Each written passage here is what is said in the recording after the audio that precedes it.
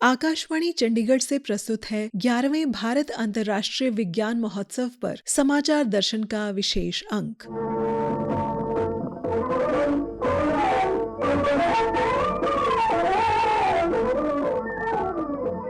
आज के अंक में शामिल है भारत अंतर्राष्ट्रीय विज्ञान महोत्सव में विज्ञान एवं प्रौद्योगिकी मंत्री डॉक्टर जितेंद्र सिंह और मुख्यमंत्री नायब सिंह सैनी और केंद्रीय ऊर्जा मंत्री मनोहर लाल का संबोधन। विज्ञान महोत्सव के विभिन्न सत्रों में भाग लेने वाले वैज्ञानिकों से बातचीत और विज्ञान महोत्सव के दौरान लगी प्रदर्शनी पर एक नजर।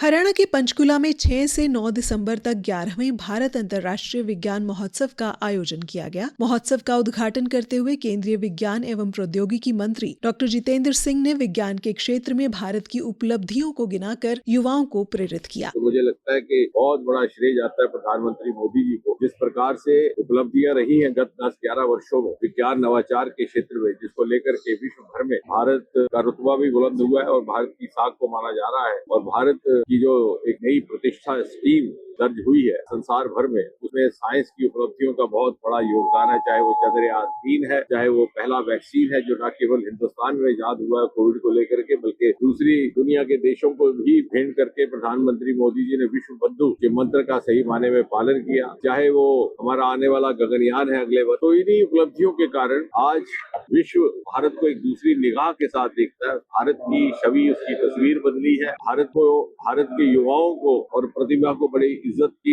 निगाह से देखा जाता है। हमने ये इस प्रकार का विचार किया कि प्रतिवर्ष साइंस को लेकर के 2 प्रमुख आयोजन रहेंगे साल भर में।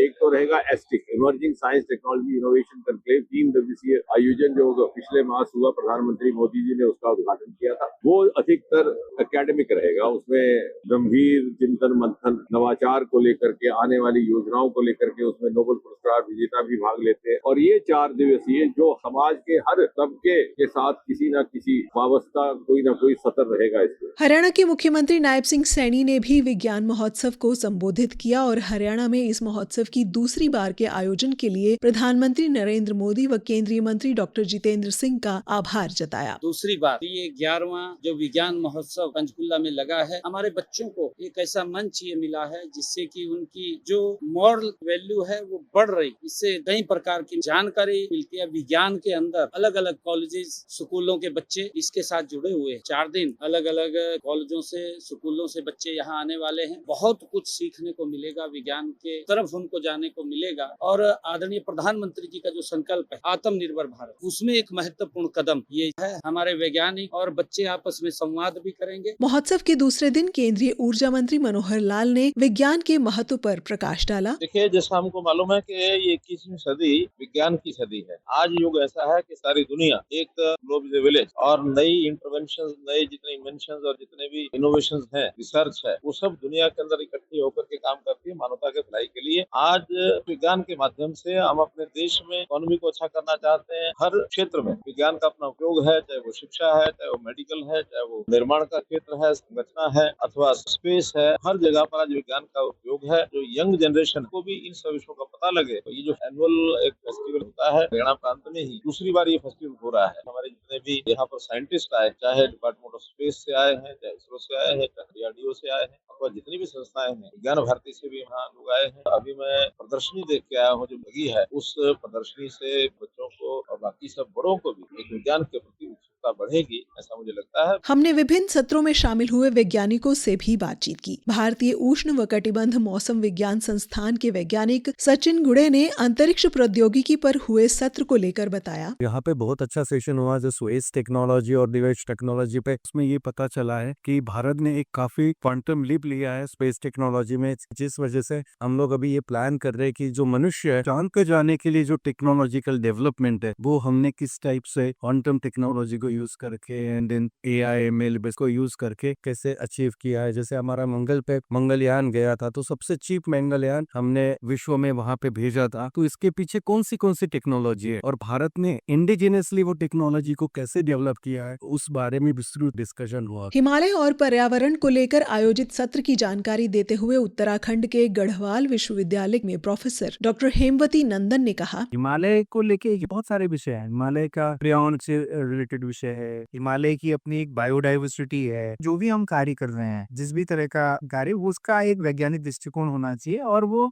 जितना भी हमारा विकास की चीजें हो रही हैं, वो विज्ञान को ध्यान में रखते हुए करने की आवश्यकता पर बल दिया गया है, ताकि हम जो हिमालय का मूल स्वरूप है उसको डिस्टर्ब न करें, हमारे ग्लेशियर संरक्षित रहें, हमारे हिमालय के जो जंगल हैं, जो हिमालय का पर्यावरण है, उसका जो पारिस्थितिकी तंत्र है वो भी खराब न हो। इस सत्र में शामिल हुए एक अन्य वैज्ञानिक डॉक्टर नरेंद्र सिंह ने बताया, हिमालय को लेके बहुत सारे विषय हैं। हिमालय का पर्यावरण से रिलेटेड विषय है, हिमालय की अपनी एक बायोडाइवर्सिटी है। जो भी हम कार्य कर रहे हैं, जिस भी तरह का कार्य, उसका एक वैज्ञानिक दृष्टिकोण होना चाहिए और वो जितना भी हमारा विकास की चीजें हो रही हैं, वो विज्ञान को ध्यान में रखते हुए करने की आवश्यकता पर बल दिया गया है, ताकि हम जो हिमालय का मूल स्वरूप है उसको डिस्टर्ब न करें, हमारे ग्लेशियर संरक्षित रहें, हमारे हिमालय के जो जंगल हैं, जो हिमालय का पर्यावरण है, उसका जो पारिस्थितिकी तंत्र है वो भी खराब न हो। भारत अंतर्राष्ट्रीय विज्ञान महोत्सव के दौरान विज्ञान के क्षेत्र में नवाचार, शोध एवं अनुसंधान की उपलब्धियों पर एक प्रदर्शनी का भी आयोजन किया गया। रक्षा अनुसंधान एवं विकास संगठन के पवेलियन में DRDO के वैज्ञानिक डॉक्टर प्रमोद कुमार सोनी ने संगठन की उपलब्धियों की जानकारी दी। DRDO की एक अहम लेबोरेटरी जो पंचकुला के रामगढ़ में स्थित है, उनके कई सारे प्रोडक्ट्स, टेक्नोलॉजी और टेस्ट सेटअप्स भी हम लोगों ने डिस्प्ले किए हैं, जिनमें सबसे इम्पोर्टेंट पेंटारेल ट्रैक फैसिलिटी है, जहां पर कई तरह के high speed missile component systems का टेस्टिंग होता है। गगनयान के क्रू मॉड्यूल्स और रिकवरी मॉड्यूल्स का सक्सेसफुल ट्रायल यहाँ हो चुका है। इसके अलावा जो एस्केप सिस्टम है, जिसमें सीट इजेक्शन का ट्रायल भी यहाँ सक्सेसफुल हुआ है, जो देश के लिए एक माइलस्टोन है। इसके अलावा ड्रोन से गिराए जाने वाले बम्स और मिसाइल्स का भी डेवलपमेंट पूरा हो चुका है। इंडस्ट्रीज को उसकी टेक्नोलॉजी ट्रांसफर कर दी गई है। इसके साथ ही man portable anti tank missiles भी डेवलप कर ली गई है। एक और इम्पोर्टेंट प्रोडक्ट है हैंड ग्रेनेड, हथगोला, जो कि पहले बहुत ही वजन का होता था और उसकी लिथलिटी भी कम होती थी। अब ये जो मल्टी मोड हैंड ग्रेनेड बनाया गया है, ये लाइट वेट है, हाईली रिलायबल है और ऑफेंसिव और डिफेंसिव मोड में इसको यूज किया जाता है। और इसकी टेक्नोलॉजी भी इंडस्ट्री को ट्रांसफर कर दी गई है और 10 लाख से ज्यादा हैंड ग्रेनेड आर्मीज को बना के सप्लाई किए जा चुके हैं। इसके अलावा जो 2 स्टेज वारहेड्स भी डेवलप किए गए हैं, जो थिक कंक्रीट के बंकर को भेदने में सक्षम है और हमारे आर्मी को आत्मनिर्भर देश में डेवलप टेक्नोलॉजी से बने हुए हथियार अवेलेबल कराने के लिए DRDO अपनी प्रतिबद्धता दिखा रहा है। राष्ट्रीय विज्ञान संग्रहालय परिषद के वरिष्ठ शिक्षा अधिकारी दिनेश मलिक ने अपने स्टॉल पर प्रदर्शित की गई प्रौद्योगिकी की जानकारी देते हुए कहा, मैं Dinesh Malik, senior education officer from national council of science museum. हम लोग सब टेक्नोलॉजी का यूज करते हैं, लेकिन उनके पीछे जो साइंस है उसे नहीं जानते। ये बहुत जरूरी है। बच्चे लोग जितना वो साइंस को जानेंगे, उतना वो सही डिसीजन ले सकते हैं। टेक्नोलॉजी का यूज करना तो बहुत आसान, इवन टेक्नोलॉजी का सही यूज करना भी बड़ा इम्पोर्टेंट है। यहाँ हमने साइंस को समझाने के लिए बहुत सारे इंटरैक्टिव मॉडल रखे हैं, जिनसे बच्चे इंटरेक्ट करके साइंस को न केवल सीख सकते हैं, बल्कि उनका एक्सपीरियंस भी कर सकते हैं। एक किसान धर्मवीर ने नेशनल इनोवेशन फाउंडेशन के स्टॉल पर प्रदर्शित की गई खाद्य प्रसंस्करण मशीन के बारे में जानकारी दी। यहाँ पर हमने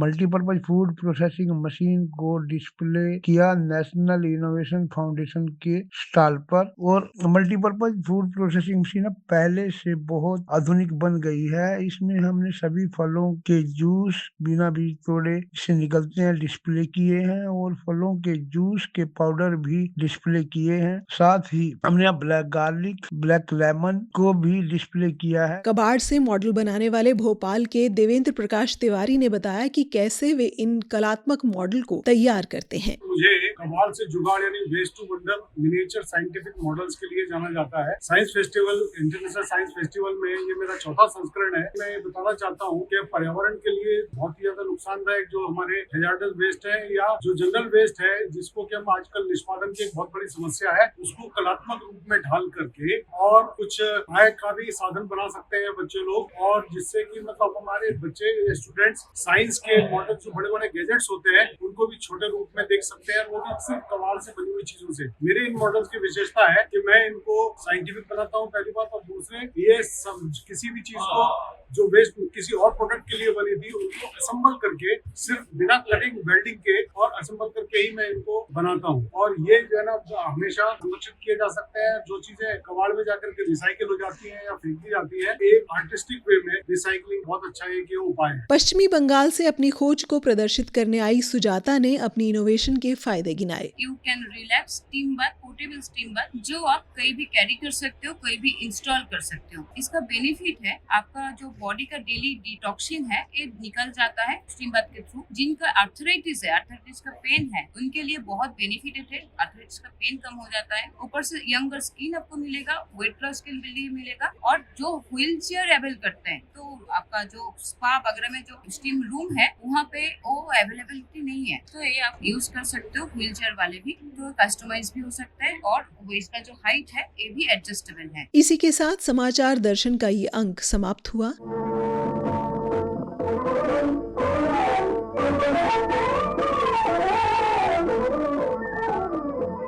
प्रस्तुति अश्विनी कुमार शर्मा, वाचिका निधि मुंजाल, प्रस्तुति सहायक गौरव सिंह।